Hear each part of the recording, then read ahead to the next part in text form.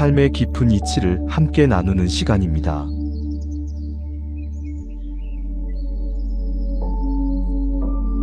세상에는 수많은 가르침이 있지만 여기 한 사상가의 목소리는 그 어떤 달콤한 위로보다도 날카롭고 솔직하게 우리의 현실을 파고듭니다.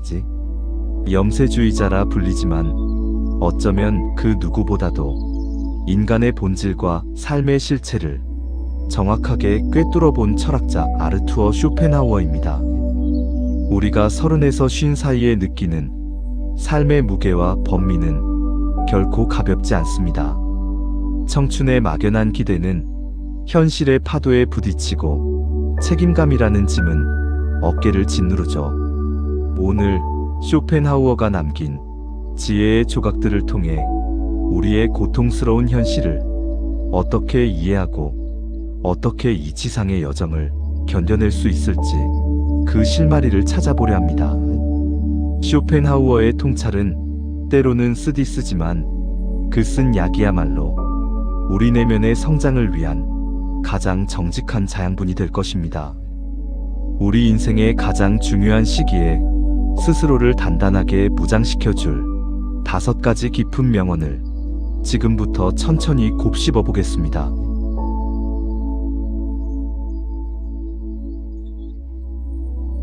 고독은 탁월한 정신의 소유자에게 2가지 이익을 가져다 준다. 첫째, 그는 자기 자신과 함께 할 수 있다는 것이요. 둘째, 그는 타인과 함께 할 필요가 없다는 것이다. 우리는 혼자 있는 시간을 종종 외로움이나 결핍으로 치부합니다. 하지만 쇼펜하우어는 고독을 가장 탁월한 정신이 누릴 수 있는 특권이라고 말합니다. 특히 사회생활의 한복판에 있는 30에서 50 사이의 사람들에게 이 명언은 아주 중요하게 다가옵니다. 수많은 관계 속에서 우리는 에너지를 소진합니다. 인간은 사회적인 동물임에도 불구하고 관계에서 오는 스트레스와 피로감은 삶의 질을 현저히 떨어뜨립니다. 타인의 시선과 기대, 그들의 무관심과 오해 속에서 우리는 진정한 자신을 잃어버리기도 하죠. 쇼펜하우어는 이런 외적인 소란으로부터 벗어나 스스로와 마주할 수 있는 시간이야말로 고독의 첫 번째 이익이라고 이야기합니다. 자기 자신과 함께한다는 것은 무엇을 의미할까요? 그것은 곧 내면의 자원을 탐색하고 개발하는 시간입니다. 외부의 자극이 차단된 상태에서 비로소 우리의 생각은 깊어지고 감정은 정화되며 창조적인 아이디어가 솟아납니다. 이것은 마치 혼자서 조용히 밭을 가는 농부와 같습니다.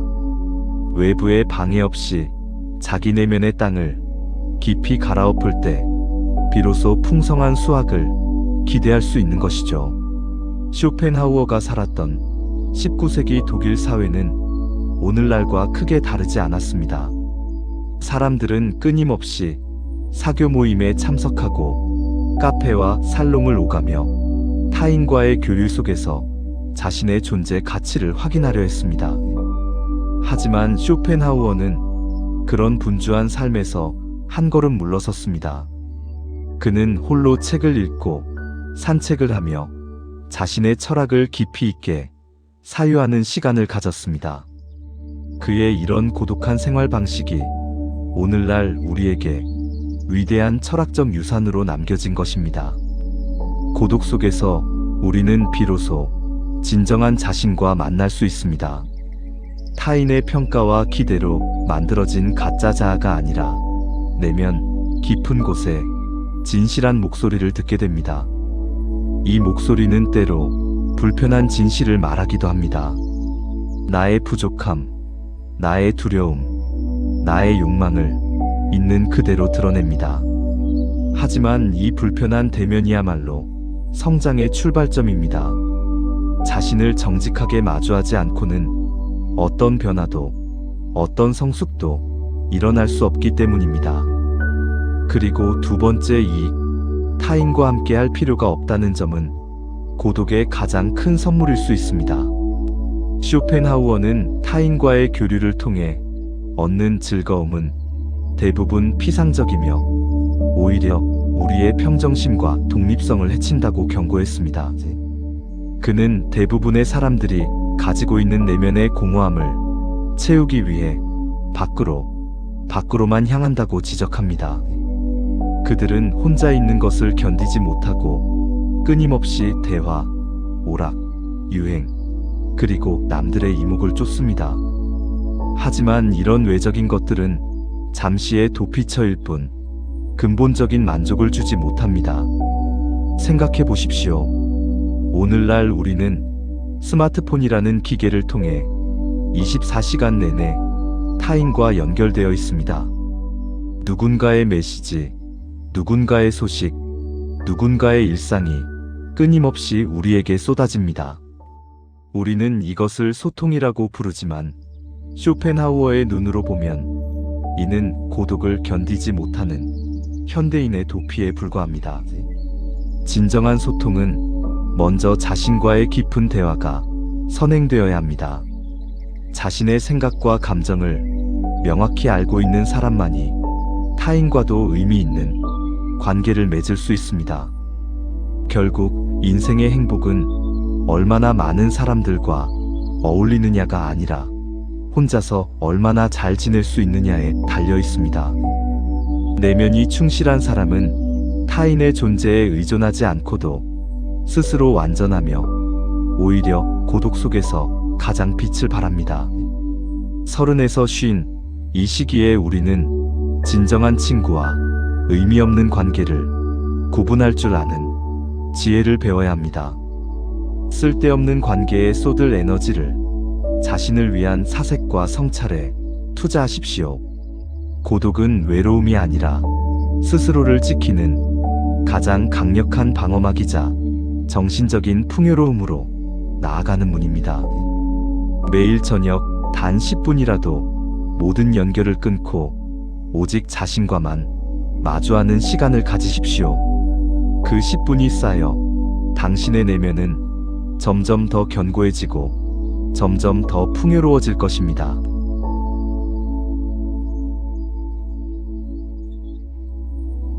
인간이 행복하게 살기 위해서는 3가지 요소가 필요하다.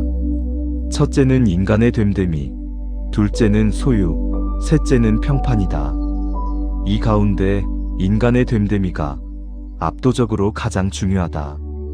쇼펜하우어는 행복을 결정하는 3가지 요소를 제시했습니다. 인간의 됨됨이, 즉 자신에게 속한 것은 건강, 능력, 성격, 지성과 같은 내적인 자질을 말합니다. 소유, 즉 자신이 가진 것은 재산, 명예, 그리고 물질적인 모든 것을 포함합니다. 그리고 평판, 즉 타인에게 어떻게 보이는가는 명성, 지위, 평가를 의미합니다. 이 3가지 중 쇼펜하우어는 인간의 됨됨이가 압도적으로 가장 중요하다고 강조합니다. 왜 그럴까요? 사람들은 흔히 부자가 되면 행복해질 것이라 믿습니다. 30에서 50 사이에 많은 이들이 물질적인 성공을 위해 필사적으로 노력하는 이유도 여기에 있습니다. 물론 적절한 재산은 고통을 덜어주고 삶의 안정감을 가져다 줍니다. 하지만 쇼펜하우어는 재산이 우리에게 줄 수 있는 행복의 한계는 이미 우리의 됨됨이에 의해 결정된다고 말합니다. 내면이 공허하고 천박한 사람은 아무리 많은 재산을 소유하더라도 그 부를 제대로 즐기지 못합니다.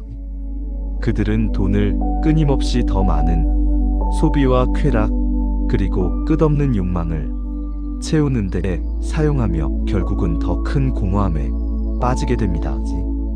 이것은 마치 밑 빠진 독에 물을 붓는 것과 같습니다. 우리 주변을 보십시오. 재산은 많지만 행복하지 않은 사람들을 얼마나 많이 볼 수 있습니까? 고급 자동차를 몰고 넓은 집에 살면서도 그들의 얼굴에는 만족이 아닌 불안과 공허함이 가득합니다. 왜 그럴까요? 쇼펜하우어는 이렇게 설명합니다. 재산은 우리의 외적인 조건을 개선할 수는 있지만 우리의 내적인 상태를 바꿀 수는 없다고. 행복은 결국 내면에서 우러나오는 것이지 외부에서 주어지는 것이 아니기 때문입니다. 반면 지혜롭고 깊은 내면을 가진 사람은 검소한 환경 속에서도 자신의 정신적인 활동과 흥미를 통해 진정한 만족과 기쁨을 얻습니다. 그들은 책을 읽고 음악을 듣고 자연을 감상하고 깊이 사유하며 내면의 풍요로움을 누립니다. 이런 즐거움은 돈으로 살 수 없는 가장 고귀한 행복입니다. 쇼펜하우어는 자신에게 속한 것을 개발하는 데 집중하라고 조언합니다. 그것은 타고난 지능을 연마하고 건강을 유지하며 고귀한 성품을 개발하는 것입니다. 내면의 부자는 외부 환경에 쉽게 흔들리지 않습니다. 그들은 이미 자신 안에 충족의 셈을 가지고 있기 때문입니다. 구체적으로 어떻게 내면의 불을 쌓을 수 있을까요? 첫째, 배움을 멈추지 마십시오. 나이가 들수록 우리는 더 이상 배울 것이 없다고 착각하기 쉽습니다. 하지만 진정한 지혜는 평생에 걸쳐 축적되는 것입니다. 책을 읽고 새로운 기술을 익히고 세상에 대한 이해를 넓혀 가십시오. 둘째, 건강을 소중히 여기십시오.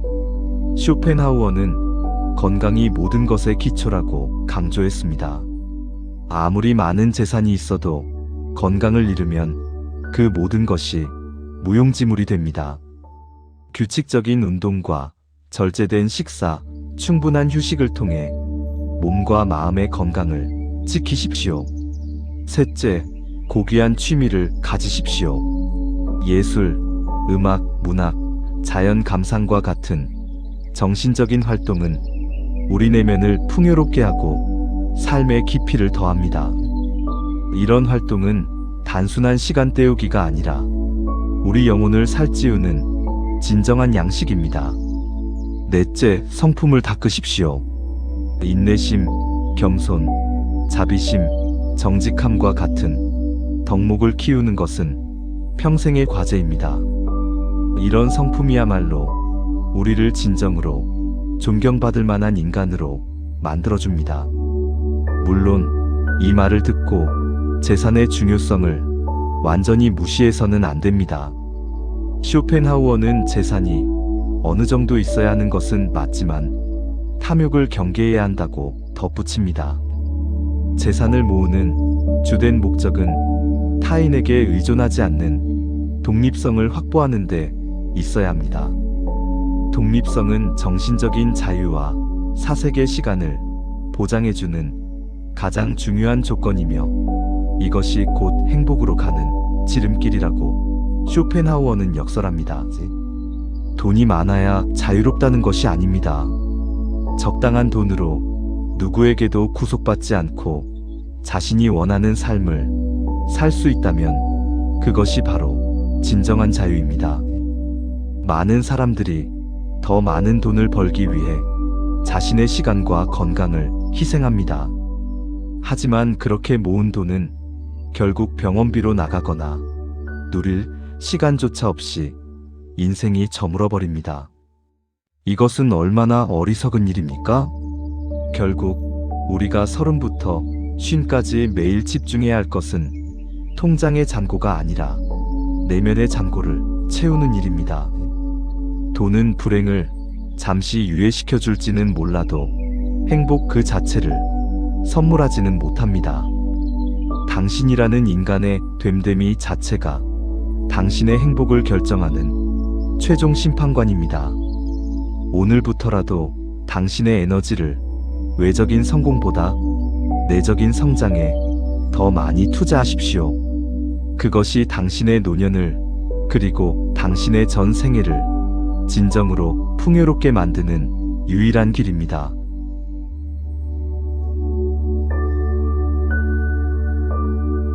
명예란 껍데기요, 이름에 불과하다. 이 명예를 얻으려 너무 애쓰지 말라. 명예가 당신을 행복하게 해줄 것이라는 생각은 망상에 불과하다. 쇼펜하우어는 행복의 세 번째 요소로 평판을 들었지만 곧이어 그것이 얼마나 허망한 것인지 냉철하게 비판합니다. 평판, 명예, 그리고 타인의 시선은 우리의 삶에 끊임없이 영향을 미칩니다. 우리는 남들에게 인정받고 싶고 칭찬받고 싶어 합니다. 특히 경쟁 사회 속에서 살아가는 30에서 50 사이의 사람들에게 남들보다 잘나 보여야 한다는 강박은 엄청난 고통의 원인이 되기도 합니다. 쇼펜하우어는 우리가 타인의 머릿속에 있는 우리의 이미지를 위해 얼마나 많은 시간과 에너지를 낭비하는지 신랄하게 지적합니다. 이 타인의 머릿속이라는 공간은 우리가 통제할 수 없는 가장 불안정하고 변덕스러운 곳입니다. 오늘 나를 칭송하던 사람이 내일은 등을 돌릴 수 있습니다. 세상의 평판은 마치 연기처럼 덧없이 사라지고 바람처럼 쉽게 변합니다. 그럼에도 불구하고 우리는 왜 타인의 시선에 그토록 집착하는 걸까요? 쇼펜하우어는 이것을 우리의 본성이라고 설명합니다. 인간은 근본적으로 자신의 가치에 대해 확신하지 못하기 때문에 외부의 인정을 통해 그 부족함을 채우려 한다는 것입니다. 하지만 이 외부의 인정은 마약과 같아서 잠시 기분을 좋게 할 뿐 근본적인 자존감을 높여주지 못합니다. 오히려 타인의 평가에 휘둘리는 노예로 전락하게 만듭니다. 구체적인 예를 들어볼까요? 직장에서 당신은 동료들보다 먼저 승진하기 위해 밤낮 없이 일합니다. 드디어 승진했을 때 잠시 기쁘지만 곧 새로운 불안이 찾아옵니다. 다른 사람들이 나를 어떻게 볼까? 시기하지는 않을까? 내가 이 자리에 어울리는 사람일까? 이렇게 타인의 시선은 우리를 끊임없이 불안하게 만듭니다. 소셜미디어 시대에 오늘날은 더욱 심각합니다. 사람들은 자신의 일상을 포장하여 보여주고 타인의 좋아요와 댓글에 일희일비합니다. 얼마나 많은 사람들이 나를 팔로우하는가, 내 게시물에 얼마나 많은 반응이 오는가가 마치 자신의 가치를 결정하는 척도인 양 착각하며 살아갑니다. 하지만 이 모든 것은 쇼펜하우어의 표현대로 껍데기에 불과합니다. 실체가 없는 그림자를 쫓는 것과 다름없습니다. 쇼펜하우어는 우리가 타인의 시선에서 벗어나 자신의 내면으로 돌아설 때 비로소 평화와 진정한 만족을 얻을 수 있다고 조언합니다. 중요한 것은 나 자신이 무엇인가이지 타인이 나를 어떻게 보는가가 아닙니다. 타인의 칭찬이나 비난에 일희일비하지 않고 자신의 원칙과 양심에 따라 굳건하게 살아가는 것이 진정한 자유입니다. 역사를 보십시오. 당대에 칭송받던 수많은 인물들이 역사의 뒤안길로 사라졌고 반대로 당대에 무시당하고 비난받던 예술가와 사상가들이 오늘날 위대한 인물로 기억되고 있습니다. 쇼펜하우어 자신도 그런 경우였습니다.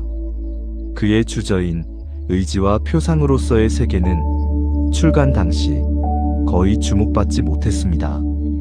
하지만 그는 세상의 무관심에 좌절하지 않고 자신의 철학을 계속 발전시켰습니다. 그리고 말년에 이르러서야 비로소 그의 사상이 인정받기 시작했습니다. 만약 그가 당대의 평판에 휘둘렸다면 우리는 오늘날 그의 위대한 사상을 접할 수 없었을 것입니다. 우리가 30에서 50 사이에 깨달아야 할 가장 중요한 사실은 시간은 한정되어 있다는 것입니다. 그 귀한 시간을 타인의 기대에 부응하고 그들의 입맛에 맞추려 노력하는데 낭비하지 마십시오. 당신의 삶의 가치는 오직 당신 스스로가 부여하는 것입니다. 인생의 지혜는 타인의 평가로부터 독립하는 순간 시작됩니다. 지금 당장 당신을 비난하거나 칭찬하는 사람들의 목소리를 잠시 끄고 당신 내면의 깊은 곳에서 들려오는 목소리에 귀 기울이십시오. 나를 향한 비난은 대부분 나에 대한 무지에서 비롯되며 칭찬은 아첨이나 일시적인 호의에 불과합니다. 이 사실을 깨달을 때 우리는 평판의 감옥에서 벗어나 진정한 자신의 삶을 살 수 있습니다. 당신이 누구인지는 타인이 결정하는 것이 아닙니다. 당신 스스로 당신의 가치를 정의하십시오. 그리고 그 가치에 따라 떳떳하게 살아가십시오. 세상이 뭐라 하든 당신의 양심이 평안하다면 그것으로 충분합니다.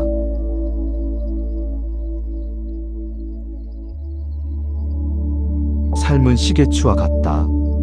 고통과 권태 사이를 오락가락하며 결국 이둘이 우리의 삶을 이끌어간다. 쇼펜하우어의 철학에서 가장 유명하면서도 가장 받아들이기 힘든 구절 중 하나입니다. 그는 인생을 고통과 권태라는 두 극단 사이를 끊임없이 왕복하는 시계추에 비유했습니다. 인간의 삶은 근본적으로 결핍에서 출발하며 이 결핍을 채우려는 의지가 바로 고통의 원천이라고 쇼펜하우어는 설명합니다. 우리는 무언가를 간절히 원하고 그것을 얻기 위해 애씁니다. 이 과정 자체가 고통입니다. 배고픔, 갈증, 사랑에 대한 갈망, 성공에 대한 욕구, 이 모든 것은 우리가 지금 무언가 부족하다는 것을 의미하며 그 부족함 자체가 고통입니다. 그리고 마침내 원하는 것을 얻게 되면 그 욕망은 잠시 충족되지만 곧바로 새로운 욕망이 솟아나거나 혹은 모든 욕구가 채워진 권태라는 더 큰 고통이 찾아옵니다. 30에서 50, 이 시기는 고통과 권태가 가장 첨예하게 대립하는 시기입니다. 직장에서의 경쟁, 육아의 고됨, 경제적인 어려움 등 고통스러운 현실을 벗어나기 위해 발버둥칩니다. 하지만 잠시 숨을 돌릴만 하면 내가 이렇게 살고 있는 게 맞나 하는 근본적인 회의와 삶의 의미를 찾지 못하는 권태에 빠져들죠. 예를 들어볼까요? 당신은 오랫동안 집을 사기 위해 열심히 돈을 모았습니다. 드디어 내 집을 장만했을 때 기쁨과 성취감이 밀려옵니다. 하지만 그 기쁨은 생각보다 오래가지 않습니다. 이자 걱정, 관리비 부담, 그리고 곧 더 큰 집, 더 좋은 위치에 대한 새로운 욕망이 생겨납니다. 혹은 모든 것이 안정되었다고 느낄 때 문득 이런 생각이 듭니다. 이게 다인가? 내 인생이 이것뿐인가? 이것이 바로 쇼펜하우어가 말하는 권태입니다. 권태는 단순한 심심함이 아닙니다. 그것은 삶의 의미에 대한 근본적인 회의이며 존재의 공허함을 직면하는 순간입니다. 많은 사람들이 이 권태를 견디지 못하고 다시 새로운 욕망을 추구하기 시작합니다. 더 비싼 차, 더 화려한 여행, 더 높은 직위, 끊임없이 무언가를 쫓아가지만 그 끝에는 또다시 권태가 기다리고 있습니다. 이것이 바로 시계추의 운동입니다. 고통에서 벗어나려 욕망을 추구하고 욕망이 충족되면 권태에 빠지고 권태를 벗어나려 다시 새로운 욕망을 찾습니다. 이 끝없는 반복, 이것이 바로 쇼펜하우어가 본 인간 삶의 본질입니다. 그렇다면 우리는 어떻게 해야 할까요? 쇼펜하우어의 이 통찰이 우리에게 주는 교훈은 무엇일까요? 바로 삶의 본질을 직시하라는 것입니다. 고통이나 권태 중 어느 하나라도 완전히 피할 수 있다는 환상을 버려야 합니다. 고통은 우리를 단련시키고 권태는 우리에게 사색할 기회를 줍니다. 중요한 것은 이 두 가지 상태를 어떻게 대하느냐입니다.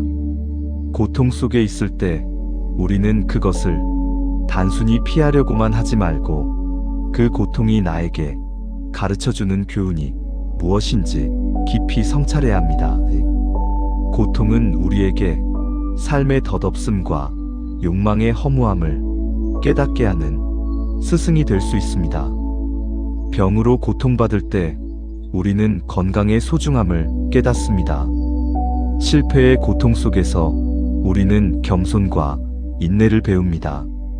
이별의 아픔을 통해 우리는 관계의 의미와 사랑의 본질을 더 깊이 이해하게 됩니다.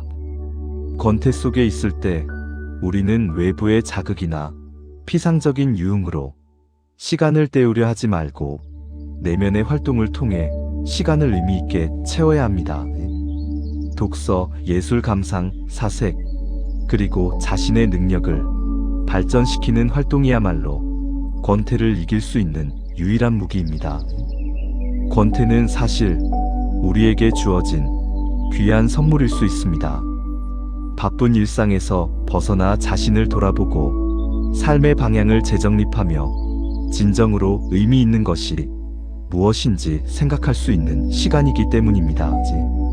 쇼펜하우어는 현명한 사람은 고통을 줄이는데 집중하고 어리석은 사람은 쾌락을 늘리는데 집중한다고 말했습니다. 고통을 완전히 없앨 수는 없지만 우리의 삶의 목표를 쾌락의 증진이 아니라 고통의 최소화와 내면의 평온에 두어야 합니다. 불필요한 욕망을 줄이고 단순하게 살며 마음의 평정을 유지하는 것, 이것이 30에서 50 사이에 우리가 인생의 파도를 헤쳐나갈 수 있는 가장 현실적인 지혜입니다. 삶이 고통과 권태에 시계추라는 사실을 받아들일 때 우리는 오히려 자유로워집니다. 더 이상 완벽한 행복을 찾아 헤매지 않고 지금 이 순간 주어진 삶을 있는 그대로 받아들이고 최선을 다해 살아갈 수 있습니다.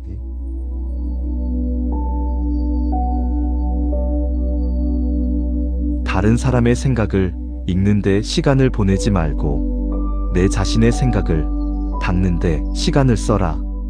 독서란 사색의 대용품일 뿐이다. 그러나 사색을 위한 재료를 제공해주는 독서는 환영할 만하다. 쇼펜하우어는 당대 최고의 독서가 중 한 명이었음에도 불구하고 맹목적인 다독을 경계했습니다. 그는 독서를 크게 두 가지로 나누어 보았습니다. 하나는 생각 없는 독서이고 다른 하나는 사색을 위한 독서입니다. 대부분의 사람들은 남들의 생각을 끊임없이 읽어드립니다. 30에서 50 사이에는 직업적인 이유로든 자기 개발의 명목으로든 혹은 단순히 불안감을 해소하기 위해서든 수많은 정보와 책을 소비합니다. 하지만 쇼펜하우어는 이것을 다른 사람의 머릿속에 빌붙어 사는 삶이라고 경고합니다. 끊임없이 남의 지식을 주입하기만 할 뿐 스스로 생각하고 소화하는 과정이 없다면 그 지식은 결국 나 자신의 것이 되지 못합니다. 마치 잘 차려진 남의 밥상을 구경만 하는 것과 같아서 배를 채울 수는 없습니다. 지식은 축적될지 몰라도 지혜는 생겨나지 않는 것이죠. 오늘날의 정보 시대는 더욱 심각합니다. 우리는 하루 종일 스마트폰과 컴퓨터를 통해 무수한 정보를 접합니다. 뉴스, 블로그, 소셜미디어, 유튜브, 끊임없이 쏟아지는 정보의 홍수 속에서 우리는 마치 많이 알고 있는 것처럼 착각합니다. 하지만 그것은 진정한 알미 아닙니다. 단지 남의 의견을 반복하고 있을 뿐 나만의 생각은 없는 경우가 많습니다. 쇼펜하우어는 독서보다 사색의 중요성을 훨씬 높이 평가했습니다. 사색은 우리 내면의 깊은 우물에서 진정한 깨달음과 아이디어를 길어 올리는 행위입니다. 남이 이미 발견한 진리를 읽는 것보다 스스로 진리를 발견하려 노력하는 것이 훨씬 값지다는 것입니다. 사색은 어떻게 할 수 있을까요? 먼저 고요한 시간을 가져야 합니다. 모든 외부의 자극을 차단하고 오직 나 자신과만 마주하는 시간입니다. 그리고 하나의 주제를 깊이 있게 생각해 봅니다. 예를 들어 행복이란 무엇인가? 나는 왜 사는가? 진정한 성공이란 무엇인가와 같은 근본적인 질문을 스스로에게 던지고 답을 찾아가는 과정입니다. 이 과정에서 처음에는 명확한 답이 나오지 않을 수 있습니다. 하지만 계속해서 질문하고 사유하다 보면 어느 순간 깊은 깨달음이 찾아옵니다. 이 깨달음은 남의 책에서 읽은 지식과는 전혀 다른 차원의 진정한 지혜입니다. 하지만 쇼펜하우어도 독서 자체를 부정하지는 않았습니다. 그가 환영한 독서는 바로 사색을 위한 재료를 제공해주는 독서입니다. 이것은 단순히 정보를 얻는 것이 아니라 위대한 사상가들과의 대화를 통해 나의 생각을 자극받고 나의 관점을 확장하며 스스로 질문을 던지게 만드는 독서입니다. 수많은 책 중에서 양질의 책을 골라 천천히 그리고 깊이 읽으며 그 내용을 내 삶과 연결시켜 사색하는 것이 진정한 독서의 태도입니다. 쇼펜하우어는 고전을 읽으라고 강조했습니다. 시대를 초월한 위대한 사상가들의 책은 단순한 정보가 아니라 인간과 세계에 대한 깊은 통찰을 담고 있습니다. 플라톤, 칸트, 괴테와 같은 거장들의 작품은 우리의 사고를 한 단계 높여주고 삶을 바라보는 새로운 관점을 제공합니다. 베스트셀러나 유행하는 책보다 시간의 검증을 받은 고전 한 권이 훨씬 큰 가치가 있습니다. 30에서 50 사이에 우리는 자신만의 정신적인 공간을 확보해야 합니다. 이는 외부의 잡다한 정보와 타인의 시선으로부터 벗어나 오직 나와 위대한 생각들만이 존재하는 곳입니다. 이 공간을 어떻게 채우느냐에 따라 당신의 노년의 삶, 그리고 당신의 인생 전체의 질이 결정됩니다. 다독이 목표가 아니라 깊은 사색이 목표가 되어야 합니다. 매일 잠시라도 시간을 내어 오늘 읽은 하나의 문장, 하나의 생각에 대해 깊이 묵상하십시오. 이 사색의 시간이 당신을 단순한 정보의 소비자에서 삶의 진정한 창조자로 만들어줄 것입니다. 또한 독서와 사색 외에도 지혜로운 여가 활동을 가지십시오. 예술 감상, 자연과의 교감, 명상과 같은 활동은 우리의 정신을 정화하고 고양시킵니다. 쇼펜하우어는 특히 음악을 높이 평가했습니다. 그는 음악이 언어나 개념을 뛰어넘어 직접적으로 우리의 영혼에 다가온다고 보았습니다. 아름다운 음악을 듣는 시간, 그것은 일상의 번뇌에서 잠시 벗어나 순수한 미의 세계로 들어가는 경험입니다. 자연 속을 걷는 것도 훌륭한 사색의 시간입니다. 쇼펜하우어는 매일 규칙적으로 산책을 했다고 합니다.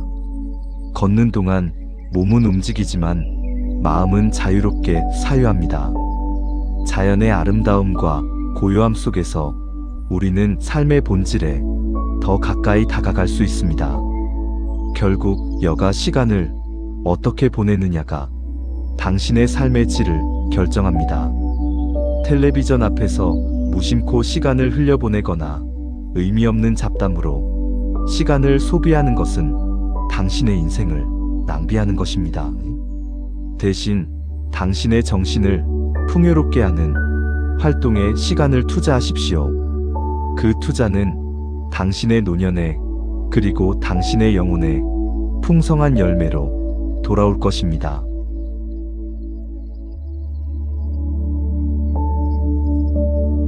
지금까지 쇼펜하우어의 5가지 지혜를 통해 우리의 삶을 깊이 있게 들여다보았습니다. 첫째, 고독은 탁월한 정신의 특권이며 내면의 자원을 키우는 시간입니다. 둘째, 인간의 됨됨이가 재산보다 압도적으로 중요하며 내면의 불을 채우는데 집중해야 합니다. 셋째, 평판과 타인의 시선은 허망하며 진정한 자유는 그로부터 독립하는 데 있습니다. 넷째, 삶은 고통과 권태 사이의 시계추이며 우리는 이 본질을 직시하고 평온을 추구해야 합니다. 다섯째, 맹목적인 독서보다 사색이 중요하며 지혜는 스스로 생각하는 힘에서 나옵니다. 쇼펜하우어의 말은 결코 달콤한 위로를 건네지 않습니다. 대신 그는 우리에게 삶의 고통을 정면으로 마주하고 외적인 것들에 의존하지 않는 독립적인 정신을 가질 것을 요구합니다. 인생의 진정한 승리는 세상의 칭찬을 받는 데 있는 것이 아니라 나 스스로의 내면과 평화로운 관계를 맺는 데 있습니다. 30부터 50까지 이 가장 중요한 시기에 당신의 에너지를 외부에 흩뿌리지 마십시오. 당신의 정신을 연마하고 당신의 삶을 스스로의 지혜로 단단하게 무장하십시오. 이 세상의 모든 고통과 번뇌 속에서도 당신은 혼자 잘 견뎌낼 수 있는 이미 충분히 강한 존재임을 기억하십시오. 당신의 내면이야말로 당신 인생의 가장 견고한 성입니다. 쇼펜하우어의 지혜는 때로 냉정하고 때로 가혹하게 들릴 수 있습니다. 하지만 그 냉정함 뒤에는 인간에 대한 깊은 이해와 진정한 연민이 숨어 있습니다. 그는 우리에게 환상 속에서 살지 말고 현실을 직시하라고 말합니다.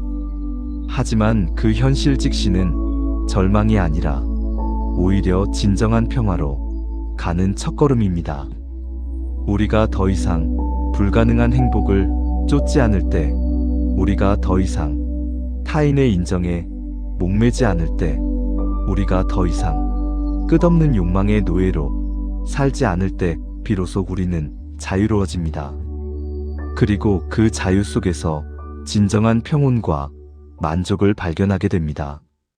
오늘 이 시간 쇼펜하우어의 목소리에 귀 기울여 주셔서 감사합니다. 이 지혜로운 말씀들이 당신의 삶에 깊은 사색과 평온을 가져다 주기를 진심으로 기원하며 오늘 이야기를 마칩니다. 당신의 삶이 외적인 성공보다 내적인 풍요로 가득 차기를, 당신의 마음이 타인의 평가가 아닌 스스로의 확신으로 든든해지기를, 그리고 당신의 노년이 지혜와 평온으로 빛나기를 간절히 바랍니다.